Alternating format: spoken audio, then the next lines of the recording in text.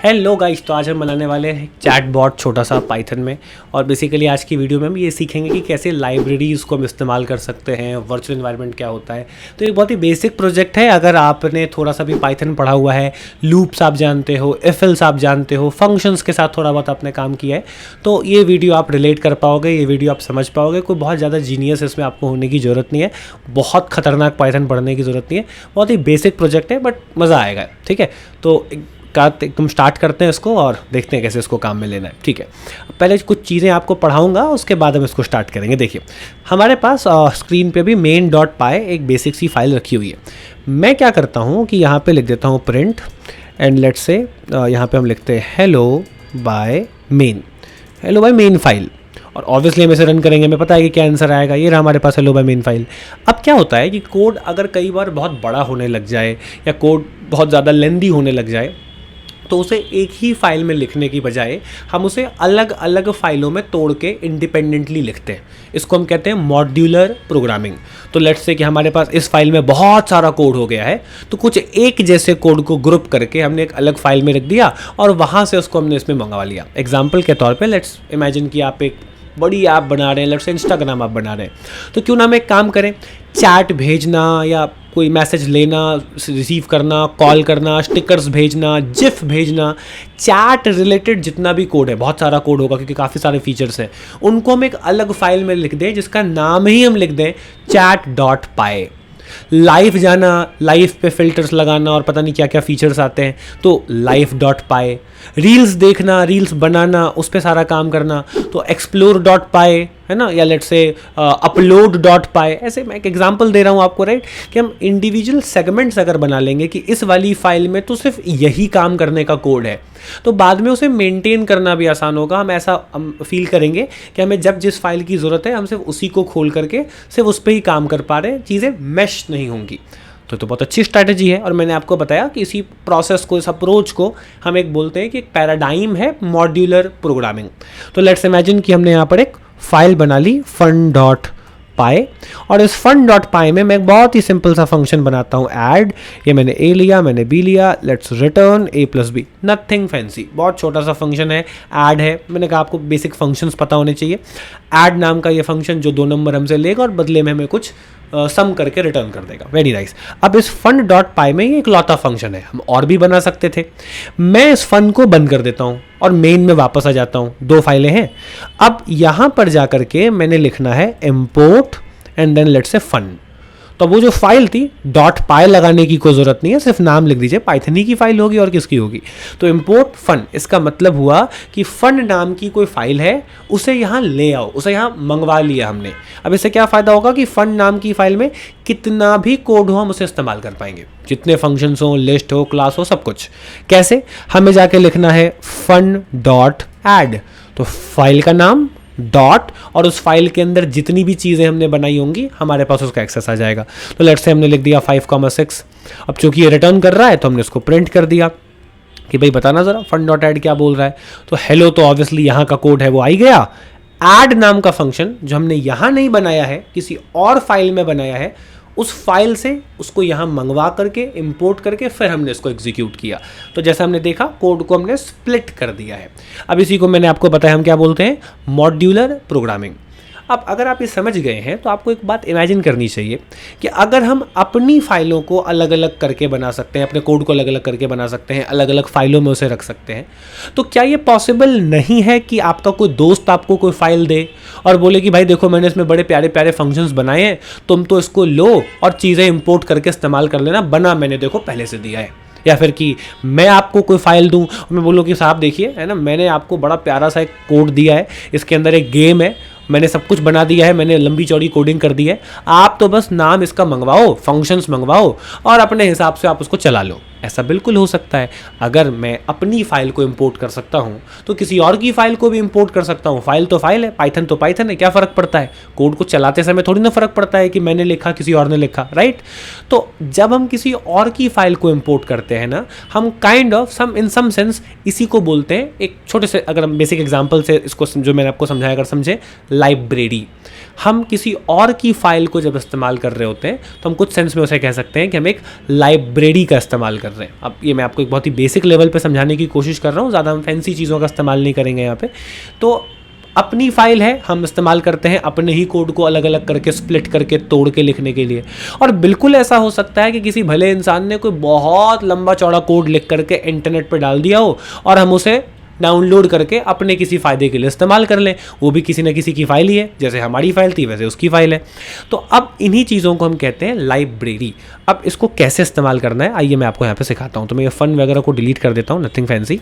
और अब हम यहाँ पर एक चीज़ सीखेंगे कि आखिर लाइब्रेरी को डाउनलोड कैसे करते हैं। तो यहाँ पर एक बहुत इंपॉर्टेंट चैप्टर जो मैं आपको पढ़ाऊँगा, इसका नाम है वर्चुअल इन्वायरमेंट। अब क्या करना है देखिए, समझेंगे।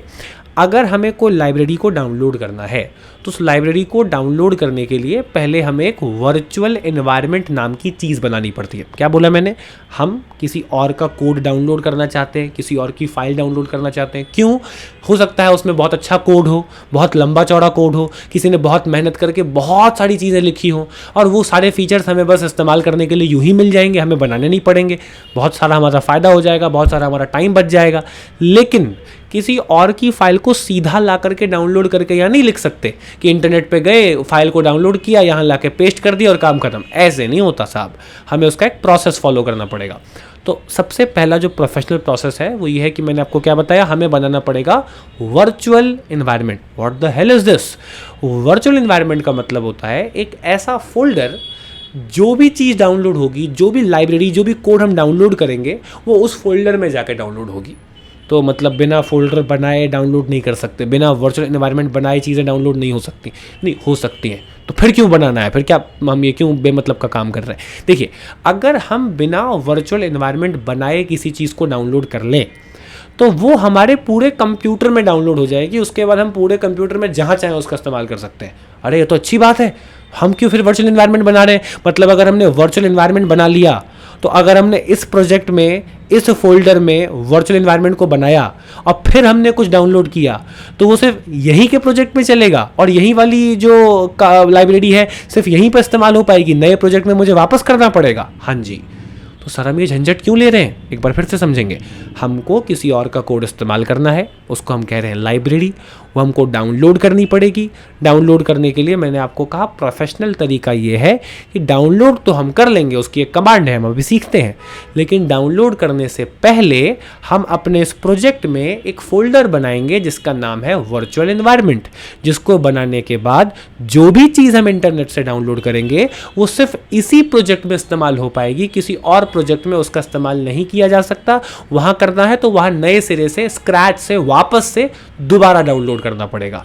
लेकिन अगर हम ये वर्चुअल एनवायरनमेंट बनाने का झंझट नहीं लें और सीधा जैसे हमने अभी अपनी फाइल बनाई और जा करके इंटरनेट से कुछ डाउनलोड कर लें बिना वर्चुअल एनवायरनमेंट बनाए, तो हम अपने कंप्यूटर में कहीं पर भी उस फाइल को, उस लाइब्रेरी को इस्तेमाल कर सकते हैं। तो दूसरा वाला तरीका ज़्यादा सिंपल और ज़्यादा समझ में आने वाली चीज़ लगती है कि एक बार डाउनलोड कर लिया, जहाँ मन में आया इस्तेमाल कर लिया। कहाँ ये वर्चुअल एनवायरनमेंट वगैरह बनाने का झंझट लें? पॉइंट समझिए। अगर हम कभी कोई लाइब्रेरी इंस्टॉल करते हैं, क्या पता हमें उसका कोई खास वर्जन चाहिए हो, क्योंकि चीज़ें तो अपडेट होती रहती हैं, कुछ ना कुछ नया आता रहता है, तो हमें कोई खास वर्जन चाहिए। अच्छा, पाइथन का जो वाला वेरिएंट, जो वाला वर्जन हम इस्तेमाल कर रहे हैं, उससे भी बड़ा फ़र्क पड़ता है। कई ऐसी लाइब्रेरीज़ हैं जो पाइथन के किसी खास वर्जन पे ही चलती हैं। अब एग्जांपल के तौर पे एक बहुत फेमस लाइब्रेरी है टेंसरफ्लो, है ना। अब पाइथन के बिल्कुल लेटेस्ट वर्जन के साथ कभी कभी वो क्लैश करती है, चलती नहीं है। वो 3.10 वगैरह जैसे वर्जन्स पे स्टेबल है।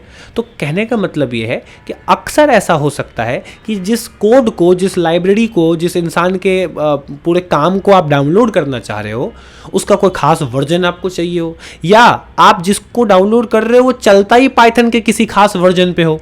अब इस वाले प्रोजेक्ट में, इस वाले काम में, इस वाले पूरे के पूरे फोल्डर में आपने पाइथन का एक वर्जन लगाया, आपको कोई खास तरह का काम था। दूसरा कोई नया प्रोजेक्ट है, कोई दूसरी चीज़ आप बना रहे हैं जो एकदम नई है, जिसका इससे कोई लेना देना नहीं, उसमें पाइथन का कोई दूसरा वर्जन और दूसरी लाइब्रेरीज है। अब ये आपस में खिचड़ी ना बन जाए, क्लैश ना कर जाए, मैच ना हो जाए इनका, इसीलिए ज़्यादा झंझट लेते हैं हम और हम बोलते हैं देखो भले ज़्यादा मेहनत लगे बट वर्चुअल एनवायरनमेंट बनाते हैं और यहाँ की सारी लाइब्रेरीज भले यहीं रहें, हम भले दूसरे प्रोजेक्ट के लिए थोड़ी मेहनत करके दोबारा बना लेंगे, लेकिन कम से कम क्लैश तो नहीं होगा, कम से कम चीज़ें आपस में गुत्थम गुत्था तो नहीं हो जाएंगी। तो आइए थोड़ी मेहनत करते हैं और बनाते हैं वर्चुअल एनवायरनमेंट। अब VS कोड भाई बहुत अच्छी चीज़ है, इसमें बहुत ही हमको अच्छे अच्छे फीचर्स मिल जाते हैं, वरना पहले ज़रा कमांड वगैरह लिखनी पड़ती थी, मैनुअली चीज़ों को बनाना पड़ता था, एक्टिवेट वगैरह भी करना पड़ता था खुद को, तो मेहनत लग जाती थी। बट अब ठीक है, VS कोड काफ़ी स्मार्ट है, हमें कुछ नहीं करना साहब। देखिए ऊपर यहाँ पे सर्च का हमारे पास बटन है, सबके पे होता है, यहाँ जाना है, ग्रेटर देन का इस तरीके से सिंबल लगा देंगे, है ना, और हमें यहाँ पे सर्च करना है क्रिएट एनवायरनमेंट। अगर ये सेटिंग नहीं आ रही है तो पॉसिबली ये एरर होगा कि आपने पाइथन की एक्सटेंशंस को डाउनलोड नहीं किया होगा। तो यहाँ पर हम VS कोड में एक्सटेंशंस करते हैं डाउनलोड, तो वहाँ जाके पाइथन का एक्सटेंशन पैक आप डाउनलोड कर लीजिए एंड दैट्स इट। तो अब यहाँ पर जाकर के भाई ये क्रिएट एनवायरनमेंट वाला जो काम है इसको हम क्लिक कर देते हैं। अब देखिए दो ऑप्शंस आ रहे हैं कि भाई देखो आपको अगर वर्चुअल एनवायरनमेंट बनाना है तो ओवरऑल दो ऑप्शंस हैं, एक है कॉन्डा, एक है VENV। तो हम तो भाई पहले वाले के साथ जाएंगे, VENV वर्चुअल एनवायरनमेंट, और जो है बिल्कुल हम इसको एंटर दबा देते हैं। अब देखिए मेरे पास इस समय लैपटॉप में दो पाइथन के वर्जन्स हैं, 3.14 एंड 3.9.6। तो भाई मैं लेटेस्ट वाले के साथ जाता हूँ, ऑल्दो शायद 14.2 आ गया है रिकॉर्डिंग के समय पे, लेकिन ठीक है, इतना कोई बहुत छोटे मोटे वर्जन से आगे पीछे रहने से कोई फ़र्क नहीं पड़ता। एकदम कोई हर कुछ दिन पे नया आता ही रहता है, तो एकदम तुरंत में अपडेट कर लेने से कोई बहुत फ़ायदा हो नहीं जाने वाला है। कोई हम इतना स्पेसिफिक काम ही नहीं कर रहे हैं कि 0.1 या 0.2 के वर्जन से कोई नुकसान हो जाए हमारा। तो जो भी लैपटॉप में वर्जन है आप तो बस एंटर दबा दीजिए, और देखिए भाई VS कोड आपका खुद ही यहाँ पर आप देखेंगे VENV नाम का ये फोल्डर बना देगा। अब ऑल्दो उसके नाम के पीछे डॉट लगा है, आप में से कुछ लोग जानते होंगे कि किसी फाइल या किसी फोल्डर के नाम के स्टार्टिंग में डॉट लगाओ, इसका मतलब होता है वो हिडन होगी, वो दिखाई नहीं देगी कमांड्स पे। पर ठीक है, कोई फ़र्क नहीं पड़ता इस बात से बहुत ज़्यादा अभी हमें। तो वर्चुअल एनवायरनमेंट तो साहब बन गया। अब ध्यान रखिएगा, इस फोल्डर के अंदर अगर हम जाएँ काफ़ी सारी चीज़ें दिख रही हैं, बिन है, इंक्लूड है, लिब है, गेट इग्नोर है, पता नहीं और भी बहुत सारी चीज़ें हैं, कॉन्फ़िग वगैरह की फाइल्स हैं। हमें कभी भी इस फोल्डर के अंदर जाके खुद से कुछ नहीं बनाना, ना हमें इस फोल्डर के अंदर जाकर के किसी चीज़ को हटाना या रखना है, जो होगा पाइथन खुद ही कर लेगा। ऑल्दो हम जैसे जैसे पाइथन की गहराइयों में जाएंगे हमें काफ़ी सारी बातें और समझ में आएंगी, बट अभी हम एक बेसिक प्रोजेक्ट कर रहे हैं तो ज़्यादा हमको इसमें टेंशन नहीं लेनी है। हमें तो बस ये फोल्डर बनने से मतलब था और इस बात को समझने से मतलब था कि अब हम जो भी लाइब्रेरी इंस्टॉल करेंगे वो यहाँ इंस्टॉल हो। तो ये एक बहुत इंपॉर्टेंट चीज़ अभी हमने पढ़ी है, और अब हम कम से कम इस बात को कह सकते हैं कि हमें पता है कि वर्चुअल एनवायरनमेंट इसीलिए बनाया जाता है ताकि जो भी लाइब्रेरी इंस्टॉल की जाए, जो भी कोड इंस्टॉल किया जाए, वो बाकी प्रोजेक्ट से आइसोलेटेड रहे। यहाँ की लाइब्रेरी यहीं इस्तेमाल हो पाएगी, बाकी प्रोजेक्ट से कोई लेना देना नहीं है। ओके, अब ये प्रोसेस आप machine learning, AI, data science जो भी पढ़ रहे हैं उन सब में फॉलो होगा। Django, flask, fast API development का काम कर रहे हैं, कुछ भी आप पाइथन से करेंगे भाई लाइब्रेरीज तो चाहिए ही होती हैं, और लाइब्रेरीज को इंस्टॉल करने का एक बहुत इंपॉर्टेंट प्रोसेस है ये। तो अब हम कम से कम ये सीख गए, बहुत अच्छी चीज़ हमने सीखी। अब देखिए Ctrl+J हम जैसे दबाएंगे, अगर मैक इस्तेमाल कर रहे हैं तो Command+J, जैसे आप ऐसा करेंगे ना टर्मिनल खुलता है, कमांड प्रॉम्प्ट है ना, जहाँ पे हम कमांड्स लिख सकते हैं। आप देखेंगे एक छोटा सा कमांड है जो VS कोड ने खुद ही चलाया है, एक्टिवेट जैसा, और इस वर्चुअल एनवायरनमेंट को एक्टिवेट कर दिया, जिसका मतलब होता है कि इस वर्चुअल एनवायरनमेंट को बनाने से काम नहीं चलेगा, इसे ऑन भी करना पड़ता है, और वो ऑन VS कोड ने खुद ही कर दिया है। कैसे पता? आपका जो भी फोल्डर का नाम है, जैसे चैट बॉट मैंने इस फोल्डर का नाम रखा है, तो उसके ठीक पीछे भाई हमें .venv लिखा हुआ दिखाई दे रहा है, ये हमको लिखा हुआ दिखाई देना चाहिए।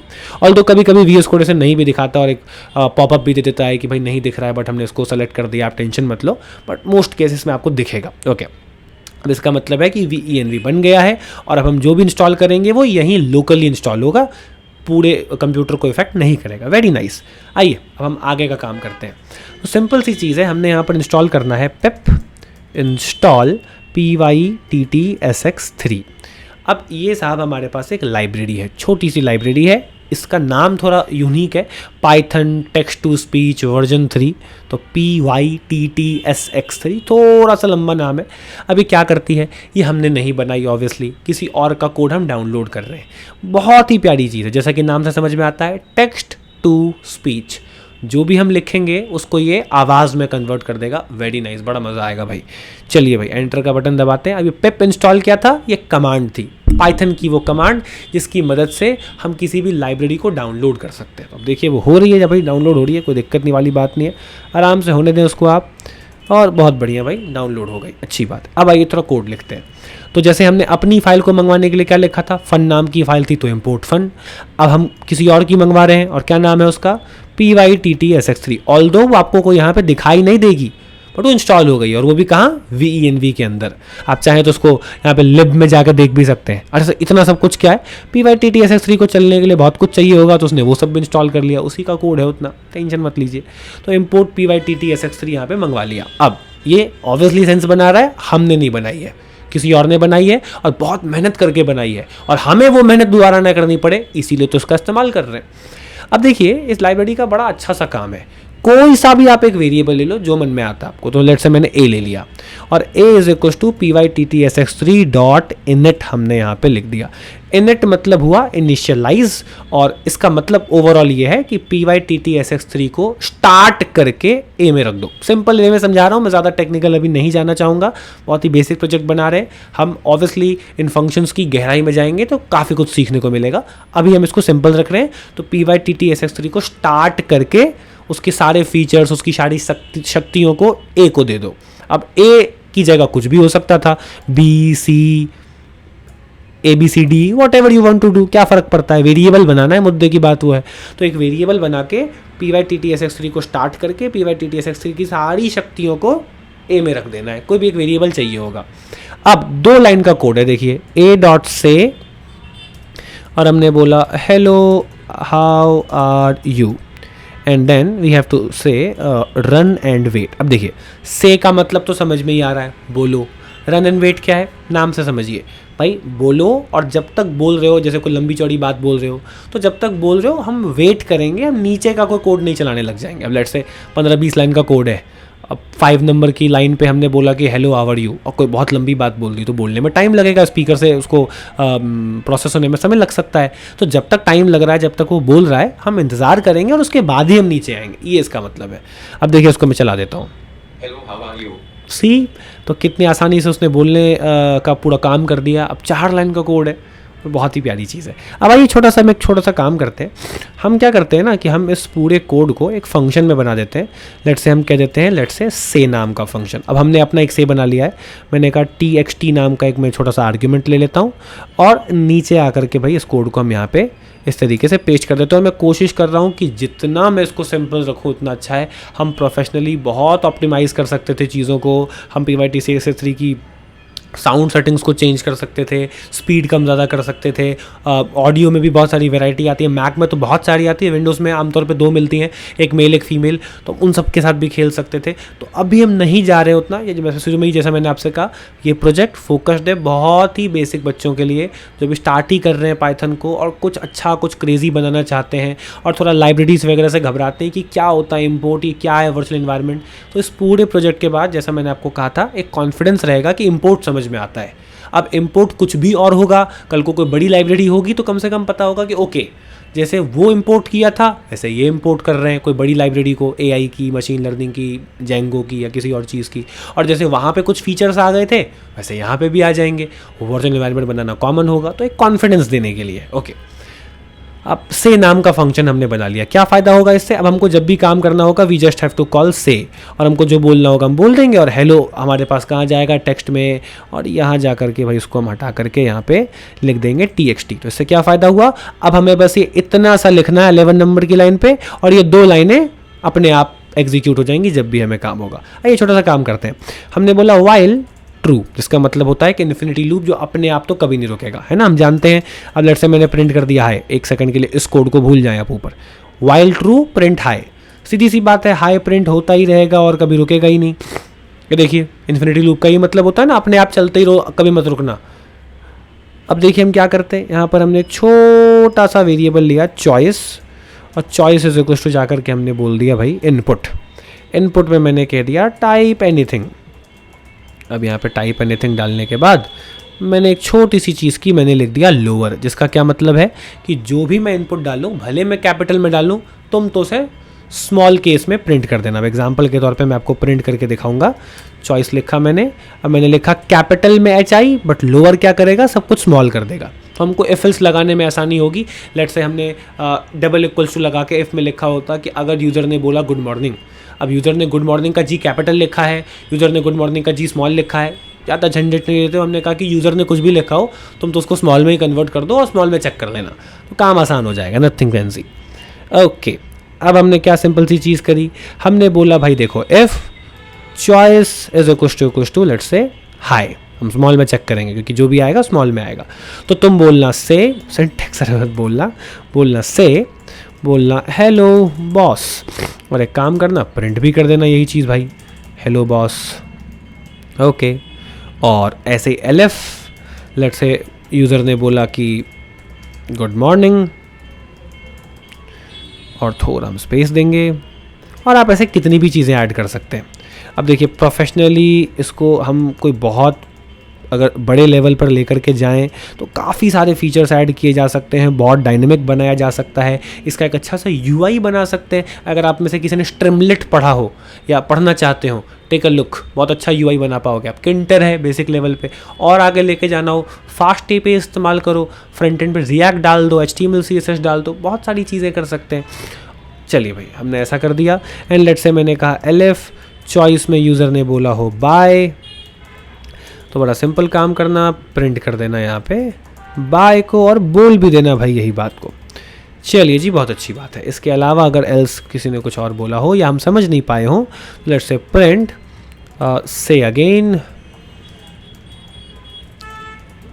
और हम भाई इस चीज़ को यहाँ पे कह भी देते हैं। ओके, अब लेट्स हम इसको रन करते हैं, और यहाँ पर जा कर के थोड़ा सा ना इसको हम कैश को हल्का सा हटा देंगे, और आई थिंक सब सही है, परफेक्ट, ठीक है। ओके, एक बग है, ठीक है, कोई दिक्कत नहीं। हाय, बहुत बढ़िया, हमने बोल दिया लेट्स से बाय, और जब तक मैं बाय नहीं बोलूँगा रुकेगा नहीं। अगर मैंने कुछ और बोला या टाइप अगेन जो भी है ना, हाय गुड मॉर्निंग, बहुत बढ़िया, हमने बोला बाय, और बाय बोलने के बाद ख़त्म नहीं हुआ प्रोग्राम। क्यों? क्योंकि बाय बोलने के बाद हमने लूप को ब्रेक नहीं किया था, तो हम ब्रेक कर देंगे। ब्रेक का मतलब होता है लूप को रोक देना, क्योंकि अपने आप तो रुकने नहीं वाला, इन्फिनिटी लूप है, हमने लिखा ही है वाइल ट्रू, मतलब इन्फिनिटी चलता ही रहेगा, अपने आप रुकेगा ही नहीं। अब ब्रेक का मतलब हो कि जब हम बोलें रुकने के लिए तो ये हाय एंड लेट्स से बाय, बहुत बढ़िया। अब देखिए आपने एक चीज़ नोटिस की होगी कि उसने बाय बोला नहीं। अब ये बग कभी कभी आता है, आजकल आ रहा है बहुत बार, तो हमको क्या करना चाहिए कि जो ये लाइन है ना a=pyttsx3.init, इसको आप थोड़ा सा एक काम करो, ज़्यादा झंझट मत लो, आप इसके अंदर डाल दो, टेंशन मत लो आप ज़्यादा, ठीक है। तो a=pyttsx3.init, इसको आप फंक्शन के अंदर ही डाल दो कि बार बार इनिशियलाइज कर देना ताकि कैश वगैरह क्लियर हो जाए, नथिंग फैंसी। अब मैंने यहाँ पे भाई हाई लिखा, हेलो बॉस, और हम यहाँ पे बाय डालते हैं, और बाय बोलने का प्रोग्राम हमारा बंद हो गया। बहुत अच्छी बात है, कोई दिक्कत वाली चीज़ नहीं है। अब देखिए यहाँ पर जो है हम एक सिंपल काम करें कि भाई सबसे पहले तो जो चॉइस है बाय डिफ़ॉल्ट बिल्कुल खाली है, और एल्स एक बार जो चल जा रहा है उसका भी हम एक सॉल्यूशन कर सकते हैं। हम कुछ इनपुट डाल करके और वगैरह रख दें, या हम एक बेसिक से पहले से बोल दें, ठीक है, वो सब हो सकता है। लेकिन हम तो क्या करेंगे भाई, देखो हमारे पास थोड़ा सा एक मज़ेदार प्रोसेस है, वेब ब्राउज़र। अब ये एक इनबिल्ट लाइब्रेरी है। What do you mean by inbuilt? अलग से डाउनलोड नहीं करनी और ना आपको बनानी है, पाइथन में पहले से होती है, आप इंपोर्ट कर सकते हो। तो import web browser, import time, import sys, import OS, बहुत सारी है, इंपोर्ट रैंडम, काफ़ी सारे काम आप कर सकते हो।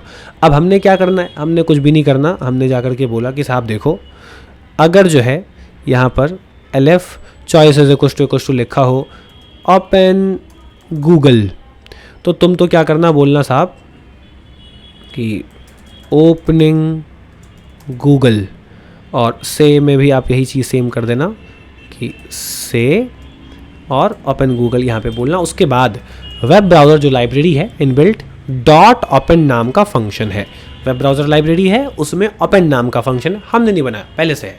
इस ओपन को लिंक दे दो, जो लिंक आप दोगे आपके डिफ़ॉल्ट ब्राउज़र पे खुल जाएगा, ईजी। तो https हमने लिखा //www.google.com, कॉपी कर लो अगर याद नहीं है तो, कौन सी बड़ी बात है। हाँ जी, google.com की लिंक नहीं याद आ रही, बताओ। ओके, हाँ जी, ओके। तो अब हम यहाँ पर जो है इसको रख कर देते हैं रन, और हमने बोला हाय हाय ओपन गूगल, और ये देखिए साहब google.com खुल गया। बड़ा सिंपल सा काम है, नथिंग फैंसी। अब इसी तरीके से हमने बोल दिया कि भाई ओपन यूट्यूब, तो हमने बोल दिया ओपन यूट्यूब, और इसी तरीके से हम यूट्यूब का लिंक भी डाल सकते हैं। ईजी, कोई दिक्कत वाली चीज़ नहीं है। अब एक हम छोटा सा काम और करते हैं यहाँ पे, लेट्स से थोड़ा सा यहाँ ध्यान देंगे, ठीक है। तो मैंने बोला हम एक चीज़ करते हैं, लेट्स से यहाँ पे मैं आपको एक छोटा सा प्रोसेस समझाता हूँ। देखिए, हम ना लिखते हैं search on Google, search on Google in choice. अब समझिए, मैंने डबल इक्वल्स टू का इस्तेमाल नहीं किया है, मैंने क्या इस्तेमाल किया है, इन का क्या काम होता है, प्रेजेंस चेक करना कि चॉइस नाम के जो इनपुट नाम का हमने जो इनपुट लिया है, जो चॉइस नाम का वेरिएबल है, इस वेरिएबल में जो भी यूज़र ने लिखा है वो है। हम जो भी टाइप करते हैं चॉइस में जाता है। बहुत बढ़िया। चॉइस में जो भी टाइप किया है, छोटा बड़ा बहुत बड़ा, उसमें कहीं पर भी सर्च ऑन गूगल लिखा हुआ है क्या, शुरू में, बीच में, एंड में, कहीं पे भी। तो हम ऐसा क्यों कर रहे हैं। मान लीजिए मैंने लिखा search on Google best laptops under 1 lakh rupees. अब मैंने सिर्फ ये तो नहीं लिखा कि सर्च ऑन गूगल, तो मैं डबल इक्वल टू लगा के कैसे कंपेयर करूंगा। मान लीजिए अगली बार मेरा मन हुआ कि search on Google Kishore Kumar, तो मैं तो कुछ भी सर्च करना चाहूँगा, तो मैं कितने डबल इक्वल टू लगाऊं कि जब मैं लिखूं किशोर कुमार तो ये वाली लिंक खोलना, और जब मैं लिखूं लैपटॉप तो ये वाली लिंक खोलना। भाई यूज़र का जो मन में आएगा वो सर्च करेगा। आप कितनी LF लगाओगे। तो आप तो एक काम करो, आप तो सीधा एक छोटी सी चीज़ करो, आप बोलो अगर जो भी लिखा हो चॉइस में उसमें सर्च ऑन गूगल हो शुरू में, एंड में, कहीं पे भी, तो ये वाला LF चल जाएगा। अब हम करेंगे क्या, थोड़ा सा देखिए, यहाँ पर हम बेसिक मैथ लगाते हैं। आइए काउंट करेंगे उंगलियों पे, बिल्कुल बच्चों जैसे काम करते हैं, ठीक है। SEARCH स्पेस है, ON अगेन स्पेस है, 10 हो गए। GOOGLE 16 हो गए। Search on Google Modi ji, तो सर्च ऑन गूगल के बाद भी स्पेस होगा, तो 17 लेटर। मतलब जो भी मैं सेंटेंस लिखूंगा कि search on Google best phones, तो अब सर्च ऑन गूगल के बाद जो मैं लिखूंगा कम से कम 17 लेटर्स तो यही है। और ये काम का नहीं है, ये तो सर्च नहीं करना। अगर हमको गूगल पे जाकर के लिखना हो कि पाइथन सुनो एक काम करो, जाकर के जो मैं लिख रहा हूँ उसको गूगल पे सर्च कर दो, तो मैंने जो लिखा वो क्या लिखा, सर्च ऑन गूगल चाय। तो अब चॉइस नाम के वेरिएबल में टोटल पूरा सेंटेंस क्या है जो हमने टाइप किया है, क्या टाइप किया है, हमने टाइप किया है सर्च ऑन गूगल चाय। अब इस पूरे सेंटेंस में से 17 लेटर हटा देते हैं। 17 लेटर क्या है, 17 लेटर है आपके पास कि भाई सर्च ऑन गूगल, इतना हटा देंगे, बचेगा क्या, चाय बचेगा। तो हमको चाय सर्च कर लेना है। कैसे, आइए देखिए, मैंने लिखा topic is equals to choice 17 letter के बाद का। आप जानते होंगे लिस्ट का छोटा सा काम है, 17 लेटर, कॉलन का मतलब है इसके बाद का, 17 लेटर से स्टार्ट करके इसके बाद का। तो हम 18 भी लिख सकते थे, 17 पे स्पेस होगा, ठीक है। Top is equals to choice में 17 लेटर के बाद का। तो अब समझिए, हमने जा करके बोला सर्चिंग ऑन गूगल, प्लस लगाया हमने, और हमने बोल दिया टॉपिक। सेम चीज़ हमने बोली यहाँ पे, सर्चिंग ऑन गूगल, और प्लस लगा के हमने टॉपिक बोल दिया। अब गूगल पे कुछ सर्च करते हैं, जैसे हम आए और लेट्स से हमने चाय सर्च किया, तो अब चाय सर्च करने के लिए अगर आप लिंक को ध्यान से देखेंगे, ये देखिए ऊपर का लिंक, थोड़ा सा ध्यान से, www.google.com search question mark Q is equal to चाय। उसके आगे बहुत कुछ है, हमको उससे ज़्यादा मतलब नहीं है। मतलब अगर हम गूगल पे कुछ भी सर्च करते हैं तो ये लिंक है जिससे सर्च होता है। लेट्स से चाय हटा के हमने डाल दिया कॉफ़ी, तो कॉफ़ी सर्च हो जाएगा। सी, तो अगर मैं इस लिंक को कॉपी कर लूँ और यहाँ आकर के मैं इसको पेस्ट कर दूँ और कॉफ़ी को हटा करके मैं बोल दूँ भाई टॉपिक, तो थोड़ा ये दिमाग लगाने वाला काम था साहब, है ना। अब हम इसको ज़रा कर देते हैं रन। हमने बोला हाय, हमने बोला search on Google the prime step. Oh, कुछ प्रॉब्लम है क्या, search on Google in choice अगर हो, ओह हमने गूगल की स्पेलिंग गलत लिखी है, done. Search on Google the prime step. Searching on Google the prime step. बहुत बढ़िया, सी इजी। अब आप जो बोलना है बोलो कि सर्च ऑन, स्पेलिंग हम थोड़ा सा ध्यान रखें, search on Google Python. Searching on Google Python. C space हम थोड़ा सा यहाँ पे एक डाल देंगे, बेटर रहेगा हमारे लिए, अच्छा लगेगा देखने में। इसी तरीके से हम यूट्यूब के लिए भी कर सकते हैं। यूट्यूब पे कुछ सर्च करते हैं, वहाँ पे भी लिंक आती है, कॉपी कर लीजिए। ऐसी बहुत सारी लाइब्रेरीज इसमें और ऐड कर सकते हैं। इमेजिन कीजिए आपने यहाँ पे रैंडम ले लिया और आपने एक छोटा सा काम किया, यहाँ पे आपने ले लिया मूड। मूड में आपने लिख दिया happy, let's say sad, let's say focused, और जो भी आपको ऐड करना है, राइट। और आपने क्या किया, आपने बोला रैंडम डॉट चॉइस और मूड नाम का ये जो आपकी लिस्ट है वो दे दी। अब रैंडम क्या करता है, रैंडमली कुछ भी चुनेगा, और आपने हैप्पी, सैड और जो भी आपको और ऐड करना आपने कर दिया। अब आपने वो चीज़ लेकर के यूट्यूब पे सर्च कर लिया सॉन्ग्स। अब आप बोल रहे हो प्ले म्यूज़िक, और वो रैंडमली कुछ भी बजा दे रहा है, राइट। या कि फिर आप पाई ऑटो GUI का इस्तेमाल कर सकते हो। पाई ऑटो GUI अलग से डाउनलोड करने पड़ेगा, इनबिल्ट नहीं है। आप इससे माउस और कीबोर्ड को पूरा ऑटोमेट कर सकते हैं कि माउस अपने आप मूव होकर के कहीं जाके क्लिक कर दे, कीबोर्ड अपने आप कुछ टाइप कर दे, ये सब भी हो सकता है। या आप पाई वॉटकट लगा सकते हैं, व्हाट्सएप पे जाके कुछ मैसेज कर दो किसी को, राइट। बहुत सारी लाइब्रेरीज हैं जिसके साथ आप खेल सकते हो और एक्सप्लोर कीजिए। थोड़ा सा करेंगे तो और मज़ा आएगा। एक बहुत प्यारी लाइब्रेरी है स्पीच रिकग्निशन, आप उससे बात करके सारा काम करवा सकते हो। तो हम चैट कर रहे हैं कि चैट बॉट बनाया है, आप एक असिस्टेंट बना सकते हैं, वॉइस असिस्टेंट, जिसमें आप बोल के सारा काम करवा सकते हो। तो बहुत सारी अच्छी चीज़ें हैं करने के लिए, तो एक्सप्लोर करेंगे तो समझ आएगा। तो लाइब्रेरीज़ इसीलिए पढ़ाई जाती हैं ताकि आप पाइथन को सुपर पावर्स दे सको। अब जैसे ये लाइब्रेरीज़ हैं, इन्होंने क्या पावर दी कि पाइथन बोलने लग गया, पाइथन वेबसाइट के साथ, ब्राउज़र के साथ काम करने लग गया। ऐसे कोई लाइब्रेरी होगी जो बोलेगी भाई देखो हम पावर देते हैं कि तुम किसी भी डेटा पे ग्राफ बना पाओगे, तो काम आएगी ना एनालिटिक्स में, साइंस में। या कोई आके बोलेगी भाई देखो हम पावर देते हैं कि तुम मशीन लर्निंग के सारे काम जो है ईजिली कर पाओगे, तो अब पाइथन मशीन लर्निंग में इस्तेमाल हो पाएगा, राइट। तो लाइब्रेरीज़ जो है कहीं ना कहीं पावर देती हैं। ऐसा नहीं है कि लाइब्रेरीज ना पावर दे तो लैंग्वेज अपने आप में कुछ कर नहीं पाएगी, हम खुद भी कर सकते हैं, बट लाइब्रेरीज उस काम को आसान बना देती हैं, इस बात से हम डिनाई नहीं कर सकते, राइट। तो लाइब्रेरीज हों, फ्रेमवर्क्स हों, एक ही बात है ऑलमोस्ट। अभी एज अ बिगनर आप यही समझें, और ये आपको पावर्स देती हैं। ऑल्दो लाइब्रेरीज फ्रेमवर्क एक चीज़ नहीं होती, डिफरेंस होता है उनमें थोड़ा बहुत, बट ले दे करके बात ये है कि आपको कुछ ऐसे फीचर्स मिलते हैं जो शायद आपको खुद से बनाने में बहुत टाइम लगता, और इनके बदौलत आप वो काम जल्दी कर पाते हो, कई बार तो बहुत बहुत जल्दी कर पाते हो। उसको अच्छे से पढ़िए और रिज्यूमे में भी ऐड कर सकते हैं। ऑल तो बहुत बेसिक प्रोजेक्ट है बट अभी सीखने के लिए, ठीक है। तो अच्छे से बनाइए और इसको एडवांस कीजिए। ओके, मिलते हैं आपसे किसी और वीडियो में।